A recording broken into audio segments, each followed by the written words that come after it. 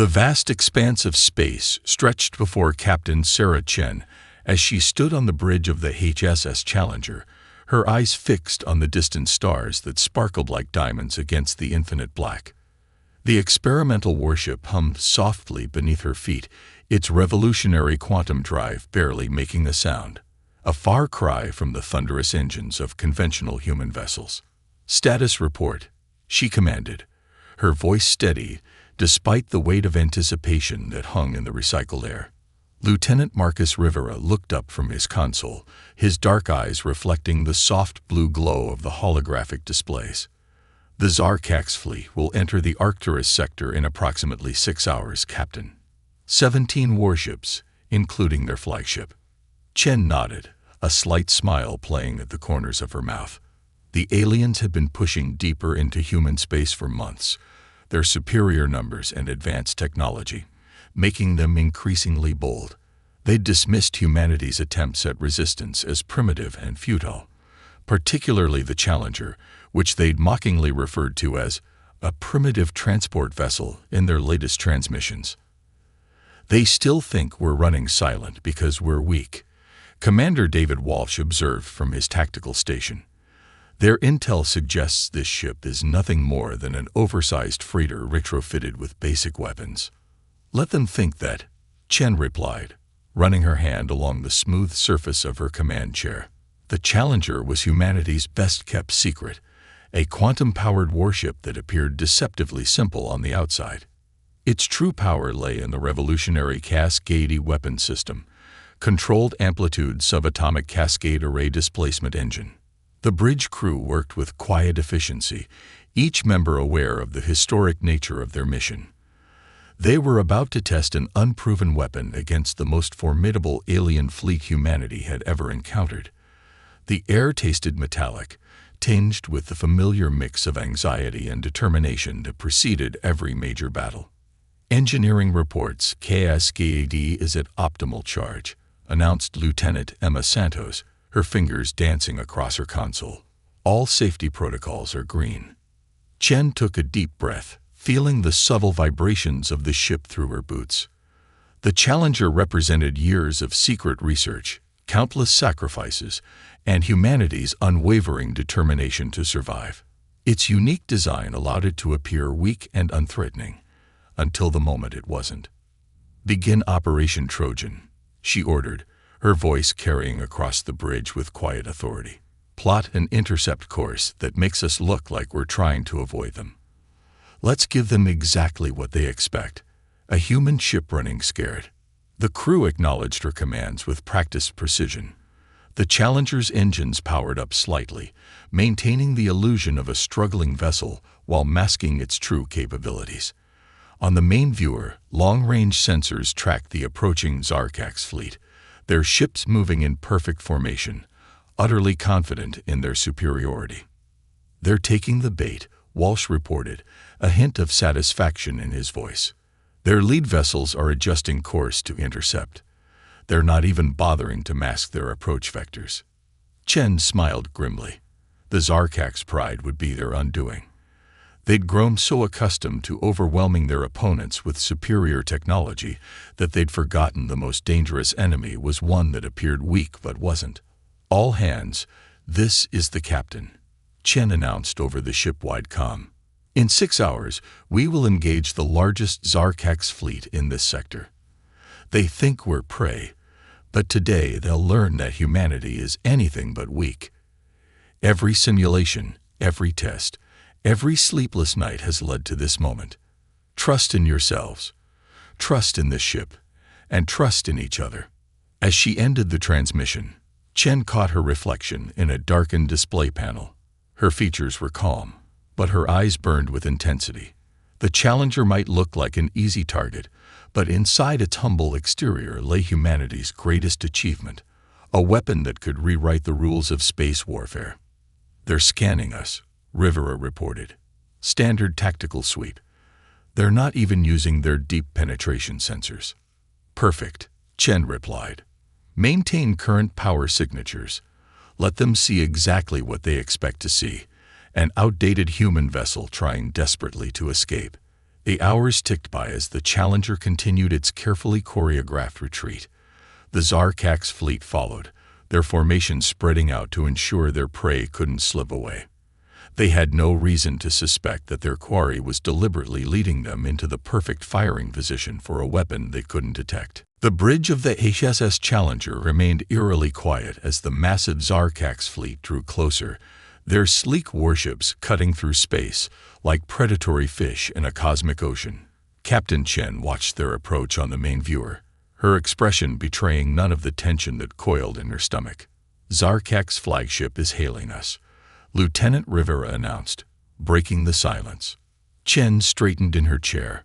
On screen, the holographic display flickered to life, revealing the imposing figure of Fleet Commander Vexthor. His scaled skin shimmered with an iridescent blue-green hue, and his four eyes regarded Chen with unmistakable contempt. "Human vessel," he began, his translator converting his clicking speech into English. "Your persistence in evading us is futile. Your primitive ship cannot hope to escape. Surrender now, and we may spare your crew for study." Chen met his gaze steadily. "This is Captain Sarah Chen of the HSS Challenger. We are a civilian research vessel. We pose no threat to your fleet." Vexthor's upper lip curled in what might have been amusement. "A research vessel? Our scans show you carrying weapon signatures, however ineffective they may be. Your species' attempts at deception are as primitive as your technology." Behind Chen, Commander Walsh discreetly signaled that the Cascade system was charged and ready. She acknowledged with an imperceptible nod. "Perhaps we could negotiate," Chen offered, allowing a hint of desperation to enter her voice. "We carry valuable scientific data."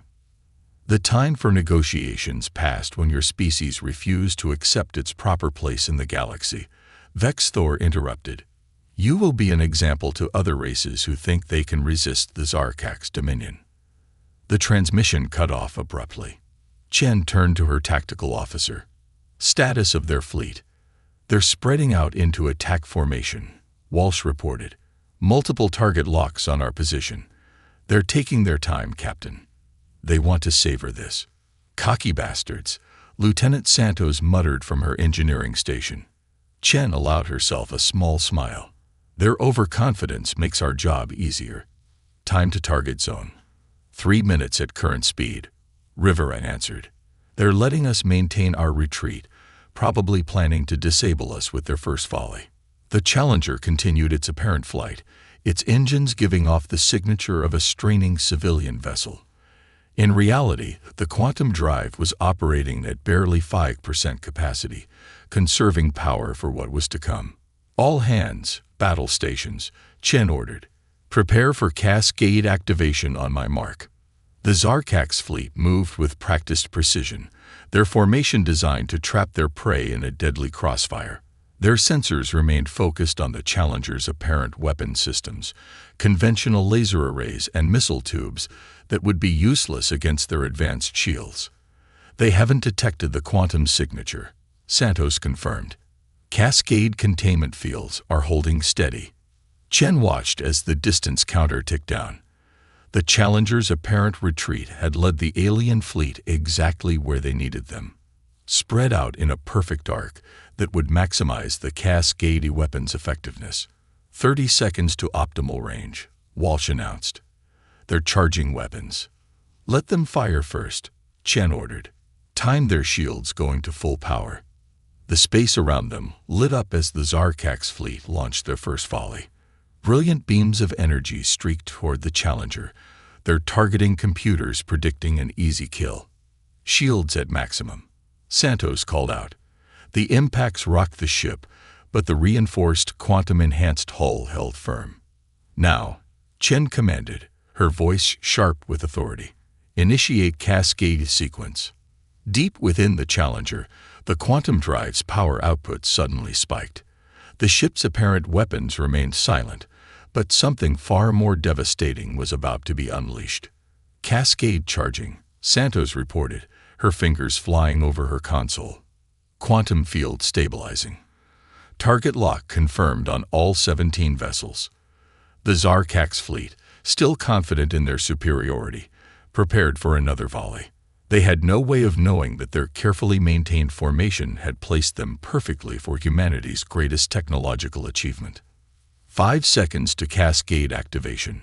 Walsh counted down. 4, 3, 2.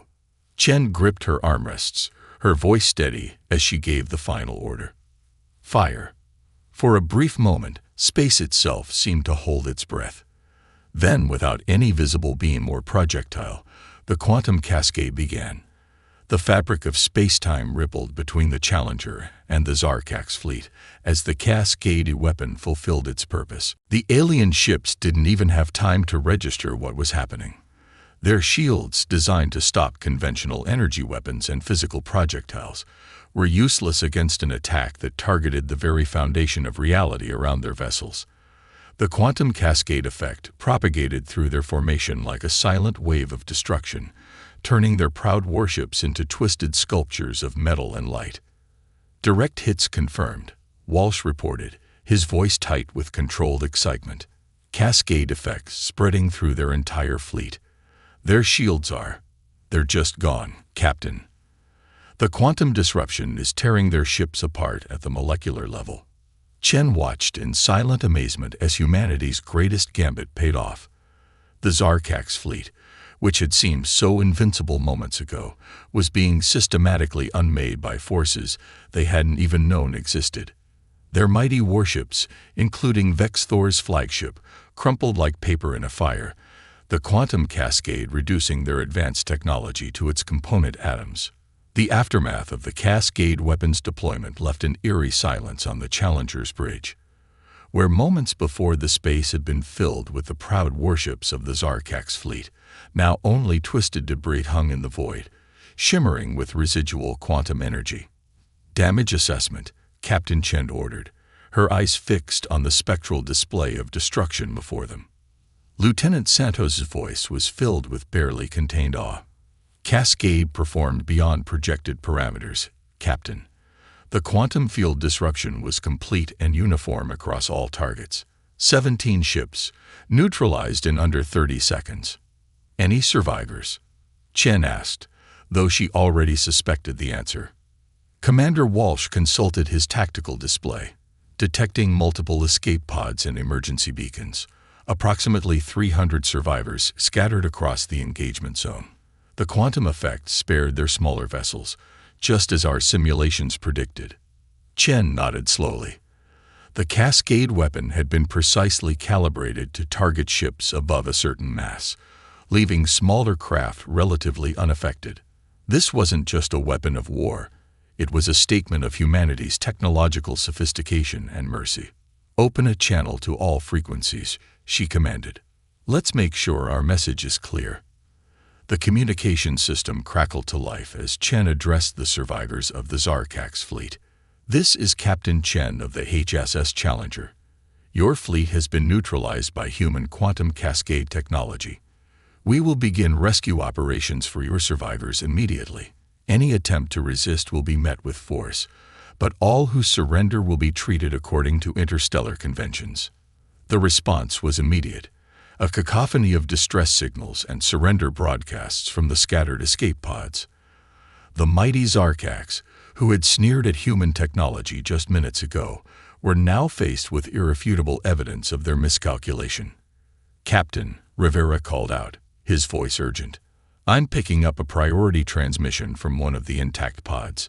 It's Fleet Commander Vex-Thor. Put him through, Chen ordered, straightening in her chair. The holographic display flickered to life, showing the Zarkak's commander. His earlier arrogance had vanished, replaced by a mixture of shock and grudging respect. Captain Chen, he began, his translator struggling to convey the complex emotions in his voice. It seems we greatly underestimated your species' capabilities. A common mistake, Chen replied evenly, one that has proven costly for your people. The weapon you used. It defies all known principles of combat technology. How did you manage to keep such an advancement secret? Chen allowed herself a small smile. Perhaps your species needs to reconsider its definition of primitive, Commander. Rescue ships are en route. I suggest you use this time to reflect on the assumptions that led you here." As the transmission ended, the bridge crew of the Challenger began coordinating rescue operations. The ship's quantum drive hummed quietly, its power now diverted to maintaining stability in the aftermath of the Cascade deployment. "Message from Fleet Command," Captain Rivera announced. They're absolutely ecstatic. The Cascade weapon's performance exceeded every projection. They're calling it a revolution in space warfare. Chen rose from her chair, walking to the viewport where she could see the scattered debris of what had once been the pride of the Zarkax fleet. "It's more than that, Lieutenant. Today we didn't just win a battle. We changed the rules of engagement entirely." The implications were staggering. The Challenger's success would reshape the balance of power throughout known space. Humanity, long dismissed as technological primitives by the galaxy's dominant species, had just demonstrated a level of scientific advancement that would force every spacefaring race to reevaluate their assumptions. "Multiple ships dropping out of FTL," Captain Walsh reported. "Rescue vessels and support craft from the Fifth Fleet. They'll begin recovery operations for the Zarkax survivors." Chen watched as human ships approached the scattered escape pods, their actions now marked by confidence rather than the desperate determination of past encounters. The Cascade weapon had done more than destroy an enemy fleet. It had shattered the myth of human inferiority. "Send our combat data to Fleet Command," she ordered. "Every second of it. The rest of the fleet needs to understand exactly what the Cascade system can do." As the rescue operations continued, Chen couldn't help but think of the long journey that had led to this moment. Years of being underestimated, of watching human colonies fall to technologically superior forces, had driven humanity to push the boundaries of physics itself. The Challenger and its quantum Cascade weapon were the results of that determination, proof that necessity and innovation could overcome any technological gap. "Message from the Admiralty," Captain Rivera announced. "They're asking about the Cascade system's status. They want to know if we're ready for another demonstration." Chen turned to face her crew, seeing in their expressions the same mix of pride and purpose that she felt. "Tell them the Challenger stands ready. The galaxy's about to learn that humanity is done being underestimated." News of the Challenger's victory spread across human space at FTL speeds, faster than even the quantum communications could carry it. Within days, the name of the ship that had single-handedly destroyed a Zarkax battle fleet became legend. Captain Chen found herself standing in the Grand Chamber of the Earth Defense Council, surrounded by the most powerful military and political leaders of humanity. "The Cascade weapon's effectiveness exceeded our most optimistic projections," Admiral Harrison declared, his weathered face displaying rare enthusiasm as he addressed the assembled officials. "The Challenger's success has fundamentally altered the strategic landscape."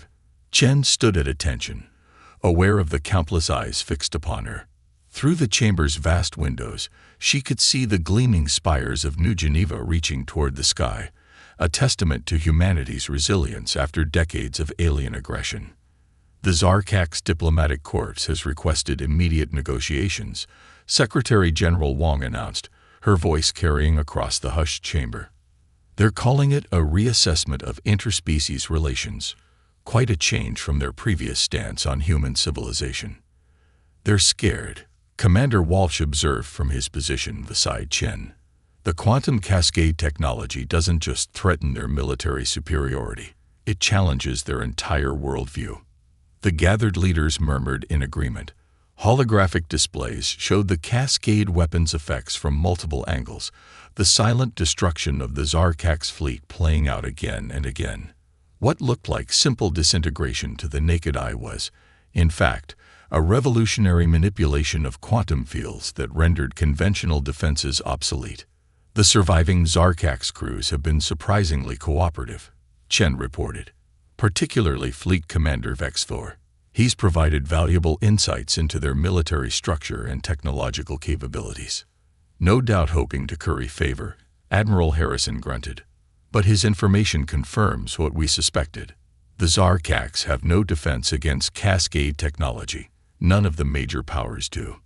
The implications hung heavy in the air. Humanity, long forced to play catch-up in the galactic arena, had leapfrogged ahead in one crucial area. The quantum cascade weapon represented a paradigm shift in space warfare, one that couldn't be easily countered. "We've received messages from 12 other spacefaring species," Secretary Wang continued. "They're all requesting diplomatic talks.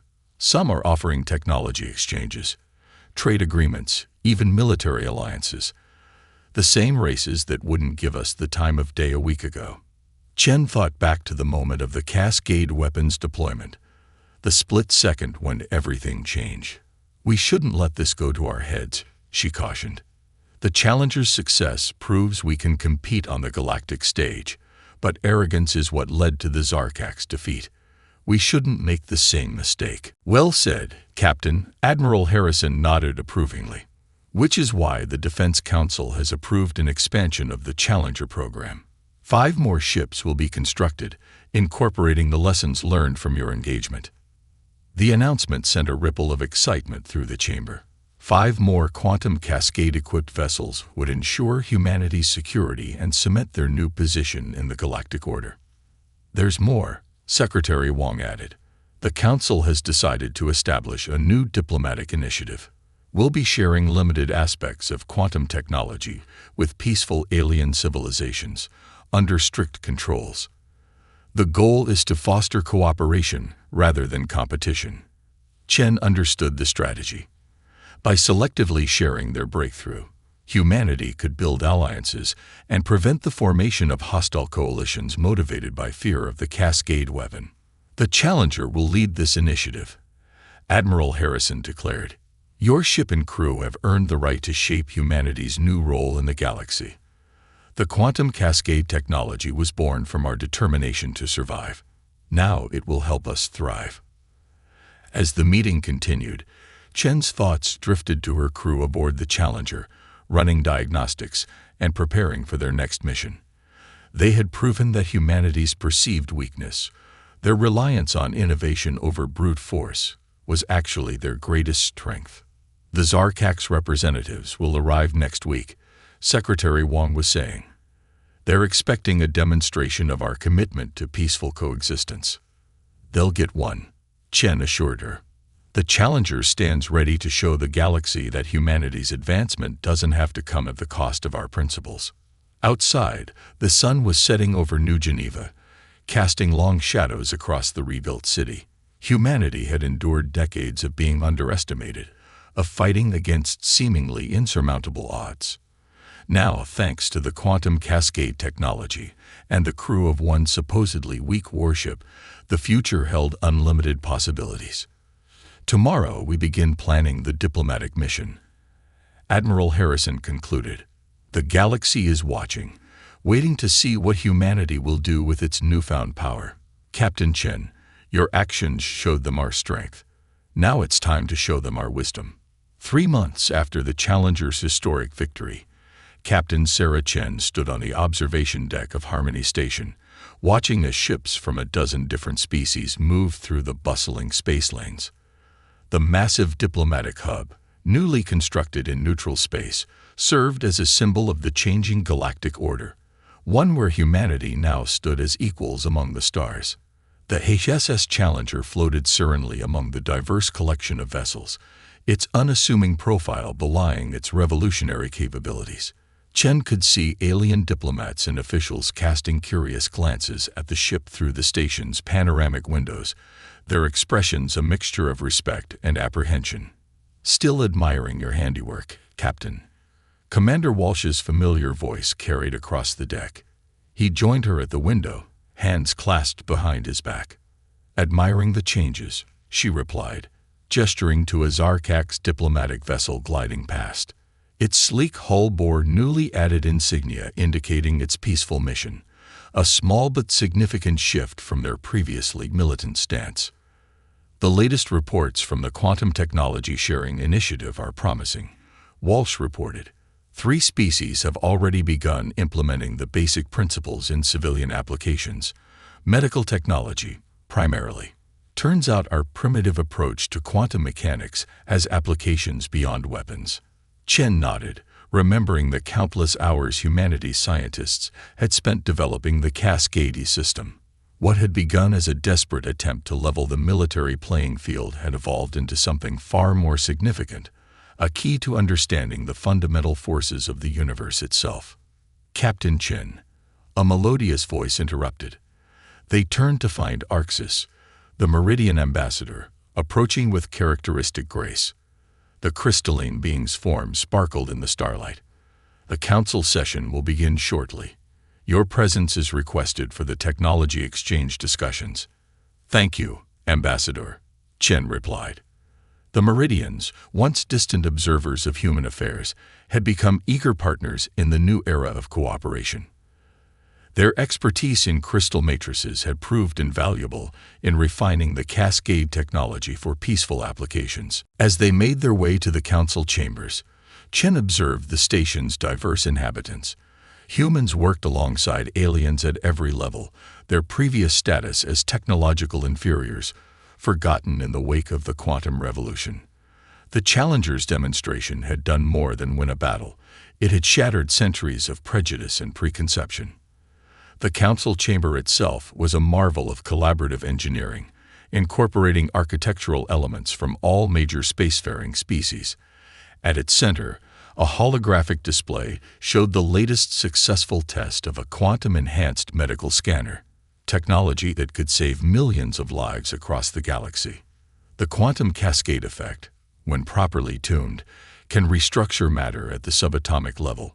Lieutenant Santos was explaining to a group of alien scientists. The applications extend far beyond military use.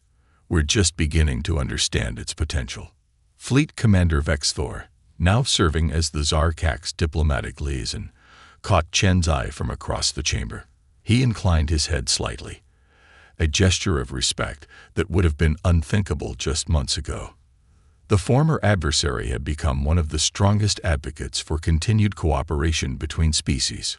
We have received word from the outer colonies, Secretary Wang announced as the session began. The quantum shield network is operational.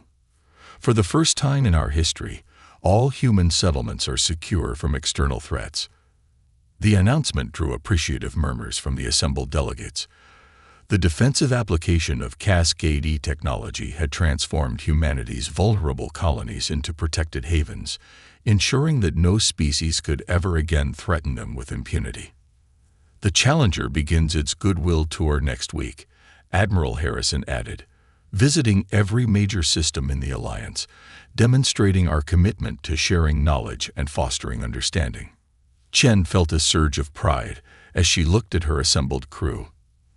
They had evolved from warriors to ambassadors, their ship from a weapon of last resort to a symbol of unity. The quantum cascade technology, born from humanity's desperate need to survive, had become a bridge between civilizations. The galaxy is changing, she addressed the council, not through force or fear, but through the recognition that every species has something valuable to contribute. Humanity's journey from perceived weakness to strength has taught us the importance of perspective, of looking beyond surface appearances to see true potential. As the session continued, Chen's thoughts drifted to the future. The Challenger's success had opened countless doors, not just for humanity, but for all species willing to embrace cooperation over conflict. The quantum technology that had once seemed like humanity's last hope had become a catalyst for unprecedented growth and understanding. We're receiving requests from previously uncontacted species, Walsh whispered, showing her a datapad. They've heard about the quantum technology sharing initiative. They want to join the Alliance. Chen smiled, remembering the day when humanity had been the outsiders, desperately seeking recognition among the stars. Now they stood at the center of a growing network of civilizations, bound together by shared knowledge and mutual respect. Outside the station's windows, the eternal dance of ships continued, a testament to the new era of cooperation. The HSS Challenger, once mocked as a weak human vessel, had become a legend. But its greatest victory wasn't in destroying an enemy fleet. It was in helping to build a future where such conflicts might never again be necessary. As the council session drew to a close, Chen gazed out at the stars, their light unchanged yet somehow brighter in this new dawn. Humanity had proven that true strength lay not in domination, but in the courage to extend a hand in friendship, even to former enemies. The galaxy would never be the same, and that was exactly what they had hoped to achieve. The silent approach. The stars around Colony Kepler 442b burned with an unnatural red glow as the Zarathi warfleet descended from hyperspace. Dr. Sarah Okonkwo pressed her face against the observation deck window of the colony's main habitat, watching 12 massive alien vessels take position around their peaceful agricultural world. Each ship was the size of a small city, their dark hulls covered in organic-looking protrusions that pulsed with bioluminescent patterns. Sarah had spent 15 years building this colony from nothing. The rolling green plains below were dotted with farms that fed 36 human worlds. 15,000 colonists called this place home, including her own 2 children, who were now hiding in the underground shelters with the other families. The colony had no military defenses beyond a few outdated patrol drones. They were farmers, scientists, and teachers, not soldiers. Dr. Okonkwo, we're receiving another transmission from the Zarathi fleet, called Communications Officer Peters from across the command center. His voice shook with fear. Same message as before. Complete surrender in 6 hours, or they begin orbital bombardment. Sarah nodded grimly. The Zarathi Empire had been expanding aggressively for the past decade, conquering human colonies on the frontier. They were known for their advanced biotechnology and their complete lack of mercy. Surrendering meant slavery for the adults and genetic experimentation for the children. Fighting meant death for everyone. The colony's defensive coordinator, Major Reynolds, approached with a tablet showing their pitiful military assets. We've got 8 patrol drones, 2 cargo shuttles, and some mining explosives, against 12 Zarathi dreadnoughts. He shook his head. I've sent distress signals to every human military base within 50 light-years. The closest fleet is 3 weeks away. Sarah looked at the tactical display showing the alien ships. The Zarathi vessels were already launching smaller craft toward the planet's surface. Scout ships, probably mapping their defenses and locating the civilian shelters. They had 6 hours to live and no way to fight back. That was when the impossible happened. A new contact appeared on the long-range sensors emerging from hyperspace at the edge of the system. The signature was human, but unlike any ship in the colonial database, it was massive, easily the size of the largest Zarathi vessel, but its energy readings were completely unknown. "Ma'am," Peters called out, his voice suddenly filled with hope. "I'm getting a response to our distress beacon. Human military vessel, designation Iron Phoenix. They're requesting immediate tactical briefing." The main communication screen flickered to life, revealing the face of a woman in her 40s wearing a captain's uniform Sarah didn't recognize. The woman had short black hair, intense dark eyes, and 3 parallel scars running down her left cheek. Behind her, Sarah could see a bridge that looked like nothing she had ever seen before. Colony Kepler 442b. This is Captain Elena Vasquez of the UES Iron Phoenix. We received your distress call during our shakedown cruise. What's your tactical situation? Sarah stepped forward, hardly daring to believe what she was seeing. "Captain, I'm Dr. Sarah Okonkwo, Colony Administrator. We have 15,000 civilians under threat from 12 Zarathi dreadnoughts. They've given us 6 hours to surrender. Our defenses are minimal." Captain Vasquez nodded, her expression hardening. "Understood. We're moving to intercept. Begin immediate evacuation to your deepest shelters. This is going to get loud." Major Reynolds leaned into the communication pickup. "Captain, with respect, what kind of ship are you commanding? Our sensors shout Ow, massive energy signatures. But nothing in our databases matches your vessel." Vasquez smiled grimly. "That's because the Iron Phoenix is the first of her kind, Major. We're a prototype, humanity's answer to the alien threat." She paused, looking directly at Sarah. "We've never been tested in real combat, but we're about to find out what humans can build when their backs are against the wall." The Iron Phoenix moved through space like nothing Sarah had ever seen. Instead of the smooth acceleration of normal ships, it seemed to flicker in and out of existence, covering vast distances in mere moments. The ship's hull was matte black, covered in geometric patterns that shifted and changed as she watched. Strange energy fields danced around the vessel like aurora lights. "How is it moving like that?" Reynolds asked, staring at the tactical display. Captain Vasquez heard the question over the open channel. "Quantum displacement drive, Major. We don't travel through space. We convince space to move around us. It's purely human engineering, born from our stubbornness to find a better way." On the Iron Phoenix Bridge, Captain Elena Vasquez studied the tactical situation with grim determination. She had spent the last 5 years overseeing the construction of this ship, humanity's first true battleship, designed specifically to fight alien technology on equal terms. The ship represented the combined effort of humanity's greatest scientists, engineers, and military minds. Chief Engineer Marcus Kim approached from the engineering station, his face showing both excitement and concern. "Captain, all systems are showing green, but we're pushing into uncharted territory. The quantum weapons have never been fired at full power. The displacement drive has never been used in combat conditions." Vasquez nodded.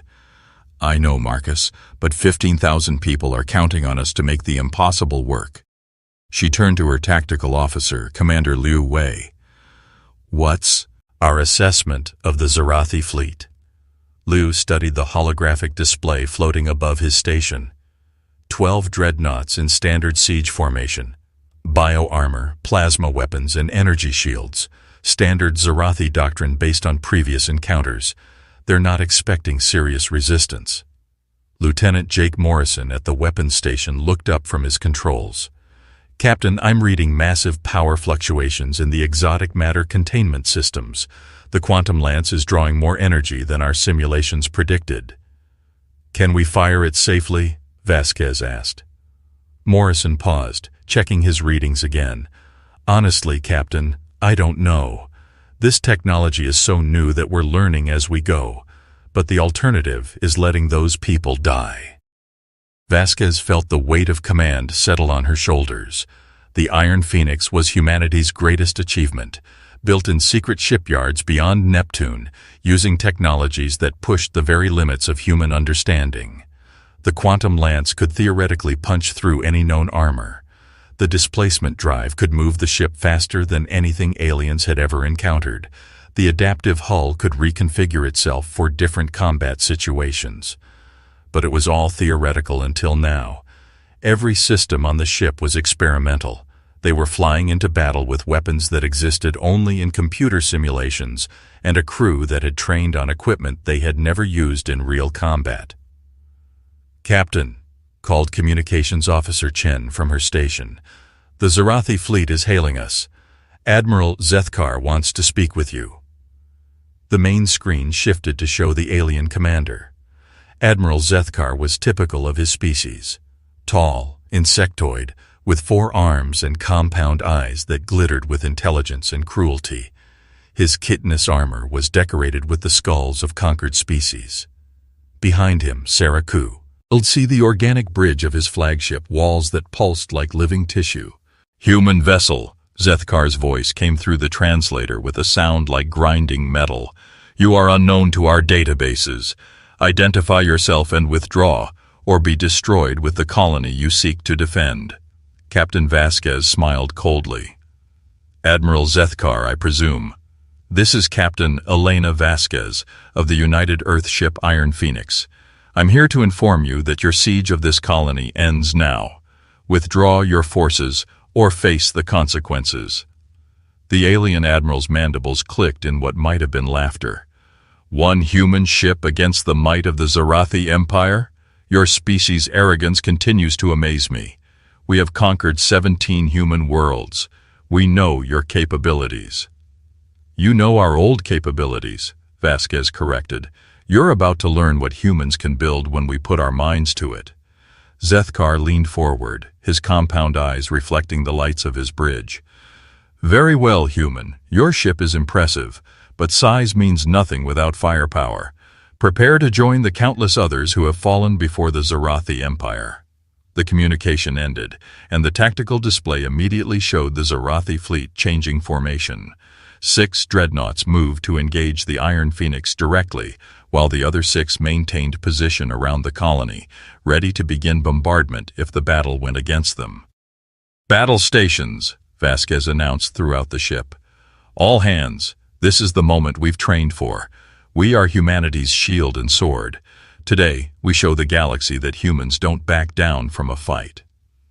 The Iron Phoenix began its approach toward the Zarathi fleet, its quantum displacement drive creating ripples in space-time itself. The ship's hull shifted from matte black to a mirror-like surface that reflected the stars around them. Weapon ports opened along the vessel's flanks, revealing technology that glowed with bar. Ally-contained energy. On the colony below, Dr. Okonkwo watched the approaching battle with a mixture of hope and terror. The human ship was impressive, but it was still one vessel against an entire fleet. The Zarathi had never been defeated in open battle. Their biotechnology was centuries ahead of human science. But as she watched the Iron Phoenix move through space with impossible grace, Sarah felt something she hadn't experienced in days. Hope. The ship moved like it was alive, like it was eager for the fight ahead. Whatever humanity had built out there in the darkness between the stars, it was unlike anything the galaxy had seen before. The first Zarathi ships opened fire, sending streams of superheated plasma toward the Iron Phoenix. The human ship didn't dodge. Instead, it simply wasn't there when the weapons arrived, having shifted several kilometers in the blink of an eye. The Iron Phoenix's own weapons began to charge, and space itself seemed to hold its breath for the battle to come. Fire and steel, the space around Colony Kepler 442b erupted into chaos as the first volley of Zarathi plasma fire missed its target completely. The Iron Phoenix had vanished from where it should have been, reappearing 3 kilometers starboard in a shimmer of quantum energy. Captain Elena Vasquez gripped her command chair as the ship's experimental systems pushed the boundaries of known physics. "Displacement successful, Captain," reported Commander Liu Wei from the tactical station. "The Zarathi targeting computers can't lock onto us when we're phase-shifting between quantum states." Lieutenant Morrison's hands flew over his weapons console as targeting data flowed across his screens. "Captain, I have firing solutions on all 6 lead ships. The quantum lance is charged and ready, but I'm still reading those power fluctuations." "Fire when ready, Lieutenant," Vasquez ordered. "Let's show them what human engineering can do." The Iron Phoenix's main weapon discharged with a sound that shouldn't have existed in the vacuum of space. A beam of pure quantum energy, violet-white and impossibly bright, lanced out toward the nearest Zarathi dreadnought. The alien ship's bioarmor, designed to adapt and regenerate against conventional weapons, simply ceased to exist where the beam touched it. The quantum lance punched through the dreadnought's hull, emerged from the other side, and continued into space before dissipating. The massive alien vessel shuddered, its organic systems trying desperately to seal the perfect circular hole that now ran through its entire length. But quantum energy didn't just destroy matter. It convinced matter that it had never existed in the first place. "Direct hit on the flagship's secondary," Morrison reported, his voice filled with amazement. "Their armor didn't even slow us down." Admiral Zethkar's angry roar came through the communication channels as his damaged ship listed to one side, its biosystems failing to understand what had happened to them. "Impossible! No human weapon can penetrate Zarathi armor." Chief Engineer Marcus Kim's voice crackled through the intercom from the engine room. "Captain, that discharge created some interesting resonance patterns in our quantum matrix. I think I can tune our weapons to be even more effective against their biotechnology."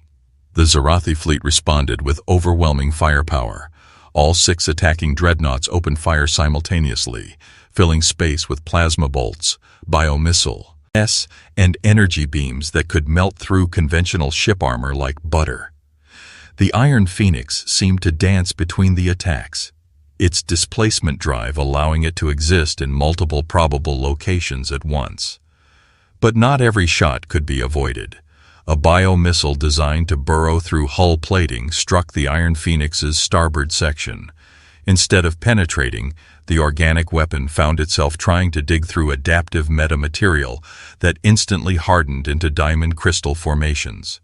The missile's bioacid, designed to eat through metal, found nothing it could recognize as matter to dissolve. "Hull breach on Deck 7, reported Damage Control Chief Petty Officer Santos. "But the adaptive armor is already sealing. Whatever that thing was trying to do, our hull is learning to counter it." Vasquez smiled grimly. This was exactly what the Iron Phoenix had been designed for. Human technology that could adapt, learn, and overcome anything the galaxy could throw at them. "Marcus, are those weapon modifications ready?" "Uploading to weapons now, Captain. Try this for size." The Iron Phoenix fired again, but this time the quantum lance had been tuned to resonate with Zarathi biotechnology.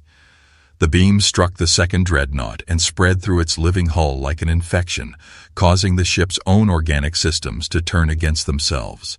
The alien vessel began to dissolve from the inside out as its bio-armor tried to regenerate faster than the quantum energy could convince it to stop existing. On the colony below, Dr. Sarah Okonkwo watched the battle through the observation center's reinforced windows. The fight was like nothing she had ever imagined. The human ship moved like liquid lightning, appearing and disappearing across the battlefield, while alien weapons fire lit up the darkness of space. Every few seconds, another brilliant flash would mark the Iron Phoenix's quantum weapons firing. "Dr. Okonkwo," called Major Reynolds from the tactical display, "the Iron Phoenix is actually winning. I've never seen anything like it. They're fighting 6 ships at once and holding their own." Sarah nodded, but she could see the bigger picture on the tactical screen. 6 more Zarathi dreadnoughts remained in orbit around the colony, and Admiral Zethkar was not the type to accept defeat gracefully. As she watched, those reserve ships began moving into bombardment position. Her fears were confirmed when the colony's communication system activated with Zethkar's harsh voice. "Humans of the colony, you see your lone ship fights bravely, but observe what happens to those who defy the Zarathi Empire." The 6 reserve dreadnoughts opened fire on the planet's surface. Massive plasma bolts designed to crack continents struck the agricultural zones, turning fertile farmland into seas of molten glass. The orbital bombardment was methodical and merciless, designed to show the Iron Phoenix exactly what would happen if they continued to resist. Captain Vasquez watched the colony being destroyed on her tactical display and felt rage burn in her chest. This was why humanity had built the Iron Phoenix, not for conquest or glory, but to protect the innocent from predators like the Zarathi. "Liu, plot an intercept course for the bombardment group. Morrison, I want every weapon system we have ready to fire. Marcus, push the quantum drive to maximum output."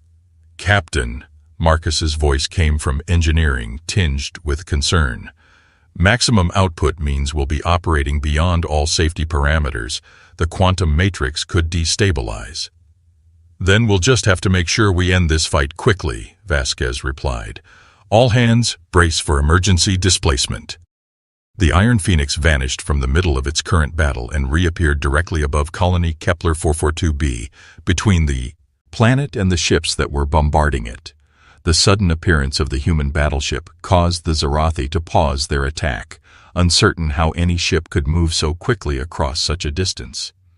"Admiral Zethkar," Vasquez broadcast on all frequencies, "you want to see human defiance? Allow me to demonstrate." The Iron Phoenix's hull began to transform. The adaptive metamaterial flowed like liquid metal, reconfiguring the ship's entire structure. Weapon ports multiplied across its surface while the hull stretched and flattened, creating a massive shield between the colony and the alien fleet. In seconds, the ship had transformed from a sleek battleship into a defensive barrier that covered the entire populated area of the planet. But the transformation was more than defensive. As the hull reconfigured, it exposed hundreds of quantum weapon emitters, each one tuned to the resonance frequency that had proven so effective against Zarathi biotechnology. "All weapons fire," Vasquez commanded. The Iron Phoenix became a constellation of violet-white stars as every quantum emitter discharged simultaneously. The barrage struck all 6 bombardment ships at once, the quantum energy spreading through their biohulls like wildfire. The alien vessels had no time to adapt or defend themselves against weapons that attacked the very concept of their existence. One by one, the Zarathi dreadnoughts simply faded away as their organic hulls forgot how to maintain molecular cohesion. The quantum weapons weren't destroying the ships so much as convincing them that they had never been built in the first place. Admiral Zethkar's flagship, wounded but still functional, retreated to a safer distance. The alien commander's voice came through the communication system, no longer arrogant but filled with something Zarathi rarely experienced: fear. "What manner of weapon is this? How do you make matter cease to exist?" Captain Vasquez's voice was cold as space when she replied. "Human ingenuity, Admiral. We don't just build better weapons, we build different weapons, weapons that don't follow the rules your empire thinks it knows." The remaining Zarathi ships from the first engagement group were regrouping, but their formation was ragged. They had lost half their fleet to a single human vessel, using technology they couldn't understand or counter. For a species that had conquered dozens of worlds through superior firepower, this was an unprecedented experience. Chief Engineer Kim's voice came through the intercom, breathless with excitement and exhaustion. "Captain, the quantum matrix is holding, but we're operating at 110% of theoretical maximum. We can maintain this for maybe another 10 minutes before we risk a cascade failure." "Then we end this in 10 minutes, Vasquez replied. She turned to her tactical officer. "Liu, what's the status of the remaining Zarathi ships?" 5 vessels still combat-capable, Captain. They're maintaining distance and seem to be reassessing their tactics. Admiral Zethkar's flagship appears to be the command vessel." Lieutenant Morrison looked up from his weapons console with a wild grin. "Captain, I've been analyzing the quantum resonance patterns from our attacks. I think I can create a focused pulse that would disable their entire fleet's biosystems without destroying the ships." "Without destroying them?" Vasquez raised an eyebrow. "Yes, ma'am. Instead of convincing their hulls to stop existing, we convince their weapons and propulsion to stop working. It would leave them helpless, but alive." Vasquez considered this. The Zarathi had shown no mercy to human colonies, but humanity could choose to be better than their enemies. "Do it, Lieutenant. Target their weapon and propulsion systems only." The Iron Phoenix began to reconfigure again, its hull flowing back into a more traditional battleship configuration. But this time, all the quantum emitters focused into a single massive array at the ship's bow. The energy buildup was visible even from the colony's surface, a growing sphere of violet light that made the stars pale by comparison. Admiral Zethkar seemed to recognize what was happening. "All ships, maximum power to bio-armor. Prepare for—" The Iron Phoenix fired. But instead of a beam or multiple bolts, the quantum weapon released an expanding sphere of energy that washed over the remaining Zarathi fleet like a gentle wave. The alien ships weren't destroyed. Instead, their weapons simply stopped working. Their engines forgot how to generate thrust. Their communication systems decided they had never been programmed to function. In the space of seconds, the mighty Zarathi fleet became nothing more than 5 helpless hulks drifting in space around Colony Kepler 4442b. Dr. Sarah Okonkwo stared at the tactical display in amazement. 15 minutes ago, they had been facing certain death or slavery. Now the alien fleet that had terrorized a dozen human worlds was completely helpless, all because of one ship and a crew willing to risk everything to protect strangers. Captain Vasquez's voice came through the colony's communication system, warm with relief and pride. "Colony Kepler 442b, this is Captain Vasquez. The immediate threat has been neutralized. We'll maintain position until human fleet units arrive to take the Zarathi into custody." "Captain," Sarah replied, her voice shaking with emotion, "I don't know how to thank you. You saved 15,000 lives today." "We're all human, Dr. Okonkwo. We protect our own. Vasquez paused. Besides, the Iron Phoenix and her crew needed to know what we were truly capable of. Today, we found out. As rescue ships began launching from the colony to assist any Zerathi crew members who needed medical attention, Captain Vasquez stood on her bridge and looked out at the stars. The Iron Phoenix had passed its first test, not just as a weapon of war, but as a symbol of what humanity could achieve when they refused to accept defeat.